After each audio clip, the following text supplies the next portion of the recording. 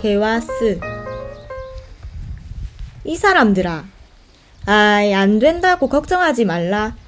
그까지 속았네. 부치듯이 꽃뱅이를 멀리 놓아놓으면 어느 놈이 뿌렸든지 내 밭에 뿌린 거는 다 내 곡식이야. 안동네 사는 용구는 지체 장애인이어서 앉아서 가마니를 만들거나 아니면 집이나 대를 다듬어서 죽세공 용구를 만드는 기술자다. 어쩌다 어려서 언덕에서 굴러떨어져 아랫도리를 쓰지 못하는 장애인이 되었다. 그의 집은 안동네 한복판에 있어서 동네 남자들의 놀이터다. 여길 드나들면 벙어리도 입을 열고 기머거리도 귀가 밝아진다고 할 만큼 온갖 사람들이 모여서 마을의 행정기관처럼 되어 있다. 그래서 우편 배달부가 마을 우편물을 여기에 두고 가면 용구가 다 전해준다.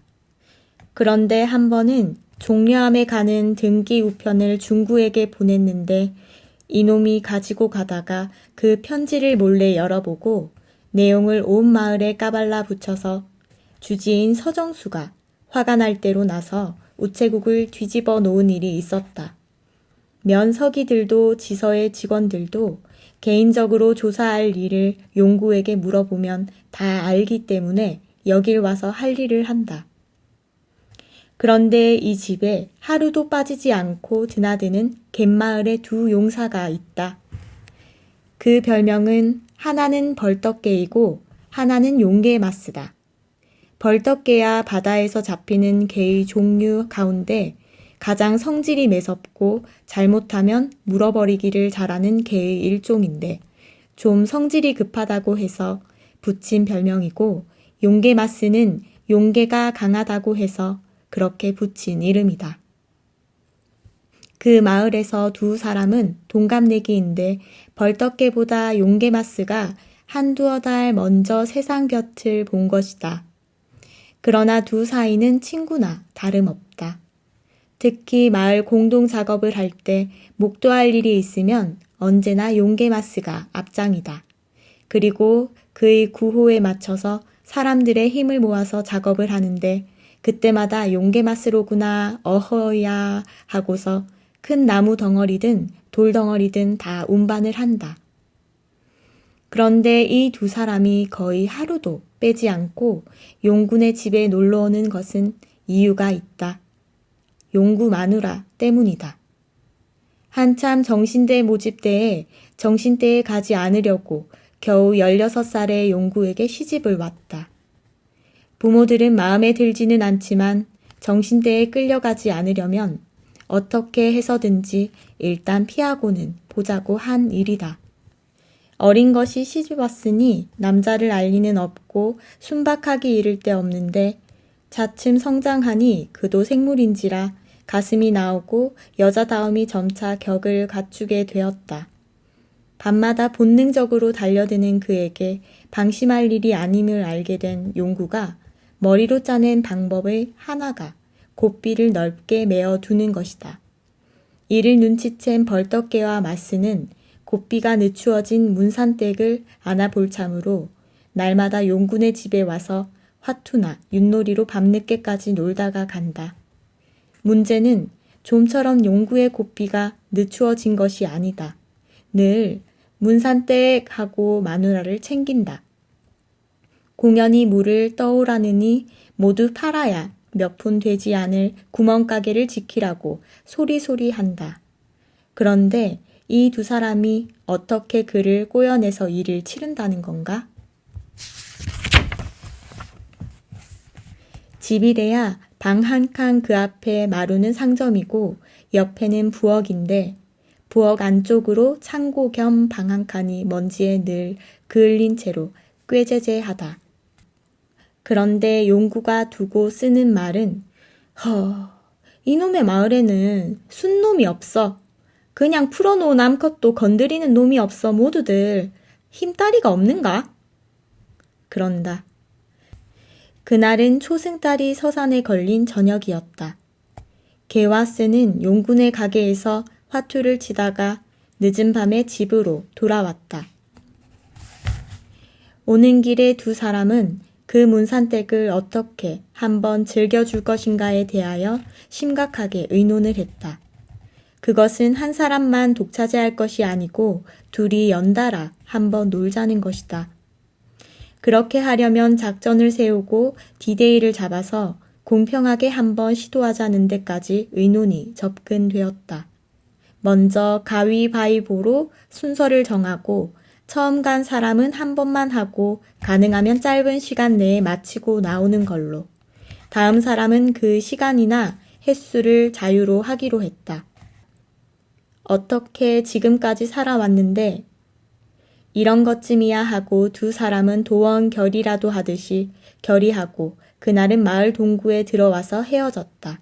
대동아 전쟁이 극에 달했던 시절 좀 배운 놈들은 학도병으로 끌려갔는데 개나 쓰는 별 그런 경력이 없으니 징용으로 불려나갔다. 명목은 지원이지만 구장 이동배가 억지로 이름을 써넣었고 일본 순사 앞잡이인 김종두가 둘을 강제 연행 비슷하게 데리고 갔다. 얼마나 구워 삶았는지 부모님들도 남자가 태어났으면 그런데도 가봐야 한다는 투로 위로를 했다. 군청 마당에 모인 둘에게 일본 순사 한 놈이 와서 팔씨름을 시켰다. 재미삼아 하는 줄 알았는데 그 씨름에서 이긴 사람 반가량은 오른쪽에, 반은 왼쪽에 세우더니 각기 다른 놈이 와서 인솔해서 간 것이 걔는 일본 탄광 지원 용병으로 쓰는 당시 삼남 지방에서 유명한 한산 목도병으로 끌려갔다. 우리는 말이야, 어떤 일이 있어도 살아서 돌아와야 한다. 이미 낌새를 챈 두 사람은 그렇게 약속하고 헤어졌다. 그렇게 끌려간 1년 후 해방이 되었다. 해방된 지 꼭 한 달 만에 두 사람은 돌아왔다. 다들 함께 간 동료들 중에는 돌아오지 못한 사람이 있는가 하면 반병신이 되어 생명만 건지고 돌아온 사람들이 있었지만 개와 쓰는 건강한 모습으로 돌아왔다. 먼저 쓰는 한산 목도팀에 끌려가서 아침밥, 그것도 주먹밥 한 덩이를 먹고 나면 종일 산에서 베어놓은 아름드리 나무통을 목도로 바닷가까지 내려오는 작업을 했다. 농사만 겨우 거들던 그로서는 고역이 아닐 수 없었다. 문제는 여기서 도망을 쳐야 하는데 서민이 도망칠 방법이 없다. 수소문 끝에 산 너머 마을에 십장이 타고 노는 전마선 하나가 있다는 말을 들었다. 육지에서 100m 밖에 정박해두고 십장놈이 쉬는 날이나 같이 사는 여자와 뱃놀이 할 때 타는 배라는 것이다. 붙들려 온 첫날 너희들 중에 수영할 줄 아는 사람은 앞으로 나오라고 했을 때 쓰는 나가지 않았다. 그런 일에 불려나가야 별 이익이 없을 것이라는 생각으로 그랬던 것이다. 그날 수영을 좀 잘한다고 불려나간 사람들은 그 다음날 보이지 않았다. 아마 탈출할 우려가 있으니까 다른 곳으로 보냈다고 하는데 인근 마을 수식이는 그날 불려나간 후로는 소식이 끊겼다. 무기 수송선에 불려갔는데 그 배가 미군 폭격을 당하여 모두 물고기 밥이 되고 말았다고 한다. 쓰는 그날 잘난 척하지 않은 것이 얼마나 다행인지 몰랐다. 쓰는 키가 좀 크다는 조건 때문에 항상 목도잡이의 앞장을 섰다. 그리고는 어허야 힘내어 얼싸얼싸 하는 구호를 붙이는데 쓰는 그 말을 바꾸어서 어허야 용계 마시로구나 어허 영차 하고 소리를 하면 뒤에서 사람들은 어야 어야 용계맛 용계맛 하고 뒷소리를 하면서 따라온다. 아무래도 더 이상 백이다가는 명대로 못 살 것 같아서 탈출 계획을 세웠다. 외놈 십장을 데리고 가서 술을 마시기로 했다. 그에게는 집을 떠날 때 어머니가 꼭 귀한 데 쓰라면서 허리춤에 넣어주던 돈이 있었다. 이 돈을 쓰지 않고 늘 숨겨서 관리하다가 십장과 술을 마셨다. 가을이 한참인 그날 참으로 달이 밝았다. 산 너머 그 놀이 배 있는 마을 작은 주막에서 십장과 술을 마셨다. 얼큰이 취한 십장이 자기 임시 거처하는 관사로 가자고 끌어서 따라갔더니 예쁜 그의 현지처가 반가이 맞아주었다. 들은 이야기로는 이 북은 어느 마을에서 정신대로 끌려갈 것을 책임진다고 데리고 온 여자라고 한다. 그 밤에 그 여자가 쓰를 반기며 계속 술을 권했다. 술잔을 받을 때마다 쓰는 다른 그릇에 몰래 붓고 십장에게 계속 먹였다. 아무리 술을 좋아하지만 그도 한계가 있었다. 그냥 그 자리에 쓰러졌다. 그 현지처는 쓰의 품에 안기면서 허우적였다. 사람이나 짐승이나 암수가 만나면 다 그런 것 죽을 각오로 그를 끌어안았다. 예상외로 그는 순순히 자기 몸을 벗었다. 그리고 2차, 3차 넉다운이 되고 일이 끝날 무렵 그 여자는 잠이 들었다. 잠든 두 남녀를 두고 헤엄을 쳐서 놀이배까지 와서 노를 저어서 육지로 도망쳐서 간 곳이 창녀촌 모가비 여자의 집이었다. 일본 관청과 손을 잡고 하는 장사였기에 그 모가비 송여사의 위력은 대단하였다. 그가 쓰의 힘을 알고 숨겨두고서 그를 즐겼다. 어느 날 세 번째 일을 마치고 자신을 왜 숨겨주었냐고 물으니 조상적부터 물려받았는지 힘이 좋기 때문이라고 답했다. 낮에는 이런저런 심부름을 하고 밤에는 모가비 여자의 품에 몰래 파고 들어가 즐기며 그에게 기교를 배웠다. 이 땅에 머물던 외놈들이 다 물러가고 그도 집으로 돌아왔다. 돌아오니 죽었던 사람이 돌아왔다고 온 마을에 잔치가 열렸다. 알고 보니 그 십장이 쓰가 물에 뛰어들어 죽었다고 보고를 했기 때문에 그렇게 소식이 전해진 것이다. 걔는 일본 탄광으로 끌려가는 신세가 되었다. 그러나 어떻게 해서든지 도망칠 연구만 했다. 일본 땅에는 먼저 일본으로 공부하러 간 형님이 있기 때문에 그곳으로 도망하면 된다는 생각으로 부산항을 떠나면서부터 머리를 썼다. 그리고 기회를 엿보았지만 좀처럼 기회가 열리지 않았다. 이제 한국의 방방곡곡에서 잡혀온 탄광 징용군을 다 모아서 어느 탄광으로 끌고 갈 시간이 점점 가까이 다가오고 있었다. 더 이상 지체하다가는 끌려가서 죽을지 살지 모를 것 같아서 그날 밤 병영의 점호가 끝난 다음 각방 수장들을 몰래 모았다. 그리고는 각 도마다 싸움 장기 자랑을 하도록 꾀를 썼다.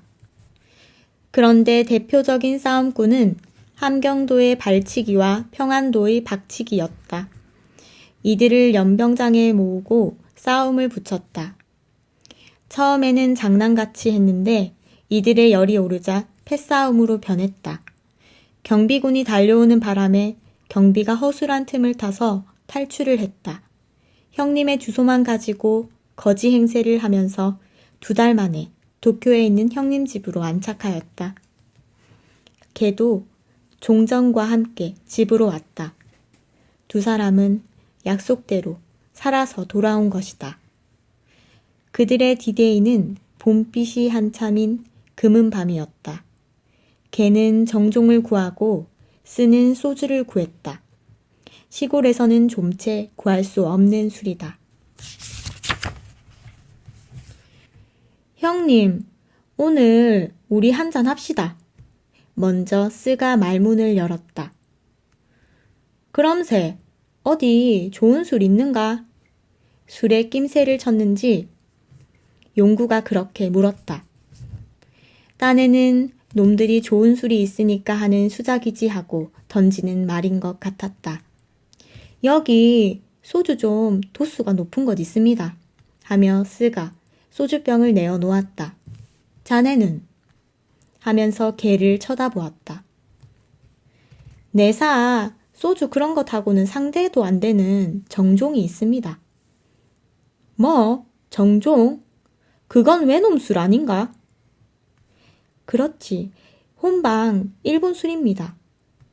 걔의 말이 떨어지기가 무섭게 어디서 구했노? 참, 내가 일본서 올 때 형님이 아버지 드리라고 준 술인데 아버지는 예수 믿는다고 안 먹으니 내나 먹어야지요. 술 족보 따지지 말고 한잔 합시다. 안주는 행님이 내소. 스가 다시 말을 건넸다. 그거야 그러지. 야, 문산댁 안주 가지고 오너라. 세 사람이 얼마나 마셨는지 모른다. 아니, 개나 스는 대충대충 마시는데 용구는 장난이 아니다. 어디서 이런 술이 나왔냐는 듯이 마시는 것이 아니라 그냥 부었다. 그러더니 쓰러져서 코를 드르릉 곤다. 스로부터 눈신호를 받은 개는 슬그머니 일어서더니 문산댁이 있는 부엌방으로 갔다. 처음에는 약간의 저항음이 들리더니 아야야 하는 소리가 함께 잠잠해졌다.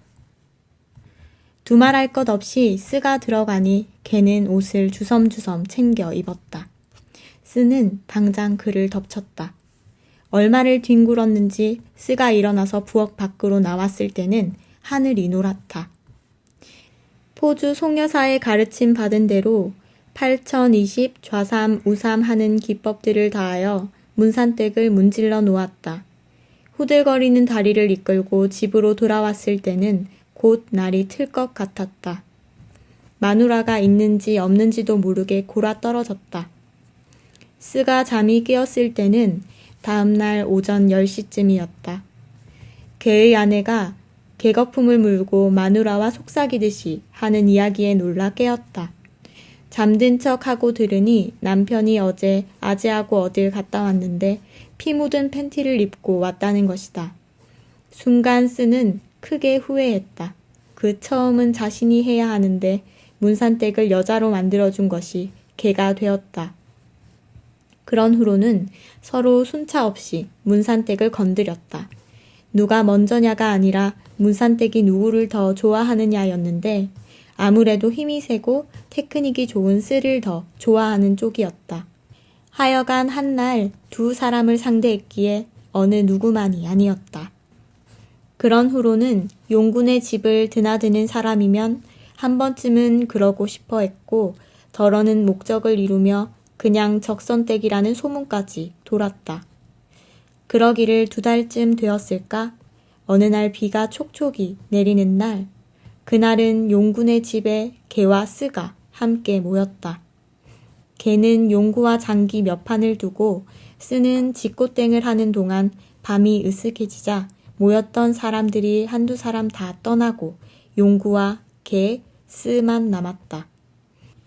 용구는 막걸리 3잔을 붓고 한 잔씩 쑥 들이키게 하더니 이 사람들 내가 자네들한테 할 말이 있네.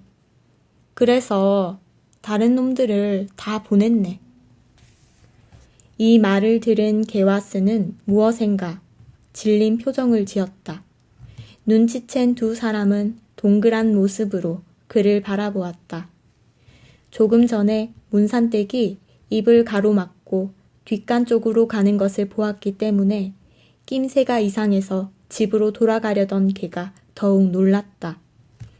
다름 아니라 오늘 자네들께 당부할 일이 있으니까 잘 듣게. 남자는 한 입에 두말하지 않는데 자네들도 그렇게 할 거라고 믿네. 우리 문산댁이 자네들도 눈치를 챘겠지만 아이를 가졌네. 그런데 말이야, 그 아이가 누구의 아인가 하는 건 그놈이 세상 밖을 나와야 알겠는데 씨야 어느 놈의 것이든 내 밭에 뿌려진 것이니 밭 주인인 내가 거둘 것이네. 성씨도 내 성을 따르고 호적도 내 호적에 올릴 것인데 걔 자네야 자식이 있으니까 얼싸좋다 하겠지만 스 자네는 자식이 없으니 어찌하겠는가. 내가 그걸 물으려고 자네들을 불렀네. 그거야 밭주인 하자는 대로 해야 하지요. 저 생각은 그렇습니다. 걔가 먼저 말을 꺼냈다. 자네 생각은? 대답이 없는 스에게 용구가 다그쳐 묻는다. 저도 그렇습니다. 그러면 여기 서약서를 만들었으니 자네들이 지장을 찍게 하며 서류 하나를 꺼낸다.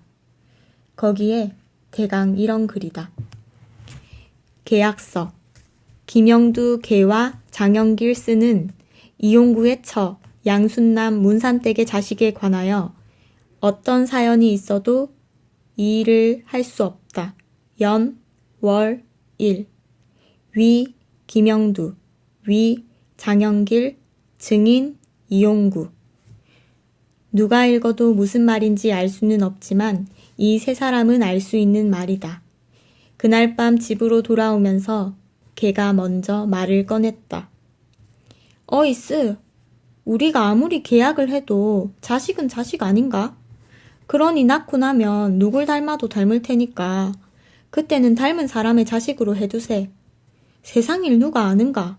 용구가 일찍 죽으면 저 아이 책임질 사람이 있어야 안 되겠는가?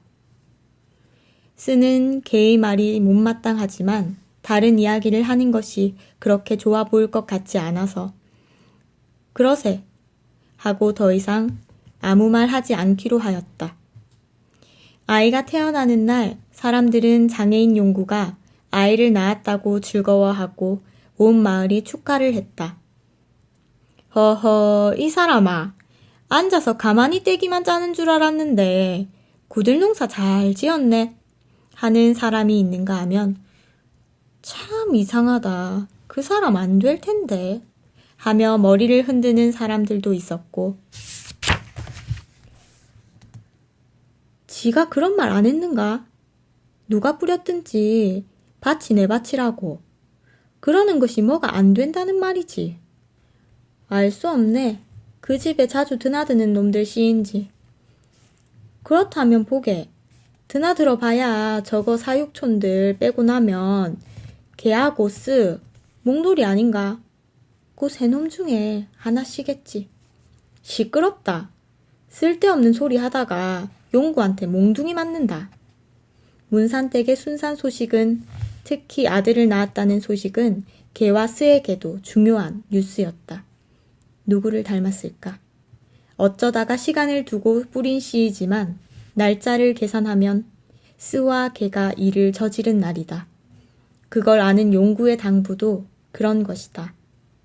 아이가 자라면서 점점 스를 닮아가는 모습이 보였다. 개는 은근히 화가 났다. 그래도 자신이 문산댁의 첫사람이라는 것과 몰래 자주 드나들었는데 왜 스를 닮는가 말이다. 그래서 용구 집에 가면 힐끔힐끔 아이를 살펴보고 혹시 자신을 닮은 데가 없는가를 살폈다. 용구와 내기 장기를 두고 몇 판 진터라 화가 약간 치밀었는데 스의 말에 기분을 잡쳤다. 어이 개, 용구 아이를 볼 때마다 미안해. 뭐가? 나를 닮아서 말이네. 이봐 스, 자네 나 약 올리나? 약이 아니라 사실이 그렇다는 말이세. 그러자 한참 망설이던 개가 말을 꺼낸다. 스, 너 말이야. 사람의 근본이 어딘 줄 알아? 어딘데? 뿔이 아닌가? 뿔이? 그럴 것 같네. 스의 말이 떨어지기가 무섭게 개는 말했다. 너 용구 아들 뿔이 봤나? 봤지. 너는 길쭉한데 나는 통통하지. 그런데 그 아이 통통한 거 봐라. 내 아들이지. 이제부터 용구 아이를 너 자식이라고 하지 말게. 스는 더 말을 하지 않기로 하였다. 그런 후로 문산댁은 딸 하나를 더 낳고 그 아이가 5살 때에 죽었다. 용구는 마누라가 죽은 후에 점점 몸이 말라가더니 2년 후에 문산댁을 따라 세상을 떠났다. 걔가 뭐라 해도 아이 둘이 다 스의 아이가 되었다. 문중에서는 이 아이들을 스의 집으로 보냈다. 이 일을 늦게 알게 된 스의 아내는 집을 나가버렸다. 그래도 나는 걔보다 당신이 더 좋아. 하던 문산댁의 절정음이 스의 곁을 지나갔다.